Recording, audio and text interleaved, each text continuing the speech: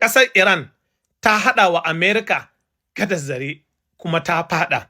Wani irin gadar zare ta haɗa mata? Idan kun duba a wannan bidiyon za ku ga wasu 'yan ƙasar Iran suna zane-zane. Wannan zane-zanen da suke ba komai bane ba, jiragen yaƙi ne suke zana su, suka haƙa, suka zana su, suka yi masu fenti a zuwan jiragen yaƙi na gaske ne. Ita kuma Amerika ta ɗauka na gaske ne ta ringa cillo musu missile manya-manya suna faɗawa. Suka yi asarar kuɗaɗe masu mugun yawa. Domin idan baka sani ba, duk missile guda ɗaya magana ake na dala miliyan ɗaya. Kama a ce ma fa naira biliyan ɗaya ba, duk kuɗaɗe da ake jifo wannan ya faɗo ƙasa. Shi yasa yaƙi yake cin kuɗi, duk ƙasar da ta faɗa yaƙi za ga in ba ta da tattalin arziki ko ba ta shirya ba za ga ta karye. So yanzu duniya tana nan tana wa Amerika dariya sakamakon wannan abin ya nuna cewa Amerika kaman sojojinsu ko ba san me suke yi ba, tunda babu yadda za a ce ba kai gama tabbatar da abu ko ka ringa jefo abu. So yanzu wannan abin shine yake trending, duk inda ka zagaya social media shi yake trending.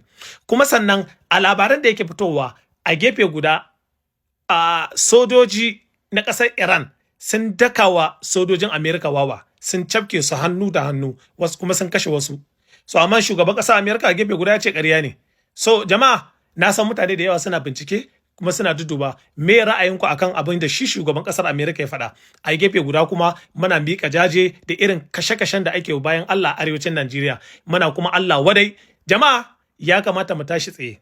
Ya kamata mu tashi tsaye. Wannan kashe-kashen da ake mana a arewacin Najeriya ba fa daina za a ba. Kuna ganin abin da Iran da yi, yadda ta tashi da karfinta, ta nuna izzarta, ta nuna cewa mutanenta suna son junansu. In ka taba mutum ɗaya to ka taba dukansu. Amma mu a arewacin Najeriya ba haka bane ba. A taba wancan ka koma shiru, ka yi shiru saboda son abin duniya da kuma son zama a duniya. Ko ka ki ko ka so duniya nan sai ka batta. So kafin wani ya zo ya ci mutuncin ka, ya kamata a ce kai ma ka miƙe tsaye. Jama'a, me ra'ayinku a wannan kashe-kashen da ake yi a arewacin Najeriya? Ku faɗa mana a ƙasan comment. Shugabanninmu ne da sa hannunsu? A'a, ko kai wa'annan mutanen masu kashe mutanen nan kawai ra'ayin kansu ne suke yi?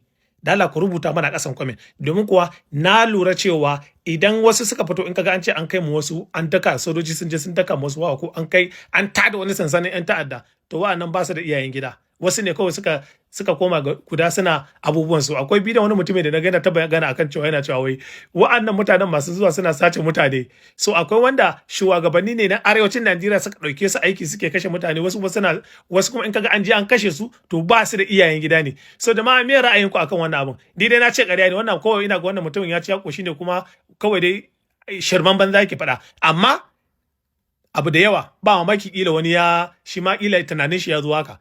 Ku rubuta mana ƙasan comment me ra'ayinku. A ƙarshe ina muku tallan wannan mining din mai suna Interlink. Mining ne wanda ya zo daga ƙasar Turai, wanda baka buƙatar ka sa ko sisi. Baka buƙatar ka sa ko sisi, sun ware wasu maƙudan kuɗaɗe wanda za a raba wa mutane, amma ta hanyar mining. Sai ka duk bayan awa 3 za ka yi downloading application, duk bayan awa 3 ka danna mining, duk bayan awa 3 ka danna mining za su baka coins. Wannan coins din da aka baka shine za ka juya shi zuwa dala, daga dala kuma ka juya shi zuwa kuɗinka. Amma in baka iya ba, ni zan nuna maka yadda za ka yi. A ƙarshe zan nuna muku yadda shi ake buɗe shi wannan Interlink din. Dan haka kai ma ka yi ƙoƙari ka buɗe, kuma ke ma ki buɗe, sannan ku tuttura wa mutane wannan bidiyon domin wani ma ya gani shi ma ya samu ya buɗe. Jama'a, ku kalle yadda ake buɗe wannan abu. Mutane suna cewa cizo ake bude shi wannan project, ni ma ina so in yi. So ka kallo wannan bidiyon tun daga farko, na muku alƙawari zan nuna maka yadda zaka bude shi da yadda zaka danna mining, har zuwa ranar da zaka cire dalolinka ka je ka bude shagon ka, kai ma ya kasance kai ma ka mallaki shago naka na kanka. Kun gane? So abin da zaka shine a farko shine, farko ka tafi cikin Play Store ka je ka download din wannan application din mai suna Interlink. Bayan ka yi download din shi, zai tambaye ka cewa sign in ko kuma sign up, sai ka ce yes, sign up. Kun ga wannan da zaku ba? So bayan ka yi sign up, so zai nuna maka page na gaba akan cewa ka sa kai creating ID number. Wannan ID number da aka ce ka sa, to yanzu ka create number guda 8 zuwa 9 ake so ka sa. An ka ga nuna ma a kasa, ma'ana wani ya riga yayi amfani da wannan number, sai ka canza wannan number. Yawa, idan haka zaka ga number da za ta yi, domin mutane da yawa sun bude. So bayan ka sa number da yayi, zai nuna maka continue a kasa, sai ka danna continue. Bayan ka danna continue a kasa, so me naka na gaba, kana danna continue din nan, so zai nuna maka cewa kai creating another 6 number. Ka sa, ma'ana ka ƙara sa wasu lambobi guda 6, ma'ana passport. To sai ka sa lambobi guda 6. Bayan ka sa lambobi guda 6, za a ce ka ƙara maimaita wannan lambar da ka sa, ka repeat abin da ka sa iri daya, sai ka ƙara maimaita abin lambar da ka sa guda 6 nan. Kana sawa zai nuna maka cewa continue, sai ka danna continue. Kana danna continue zai nuna maka cewa sign up, kai sign da email ɗinka. Sai ka danna wajen Gmail, sai ga email ɗinka, sai ka zaɓi email ɗin da za ka amfani da shi, sai ka sa email ɗinka. Bayan ka sa email ɗinka zai ce maka zai nuna maka cewa I have got it, sai ka ce yes, sai ka danna okay.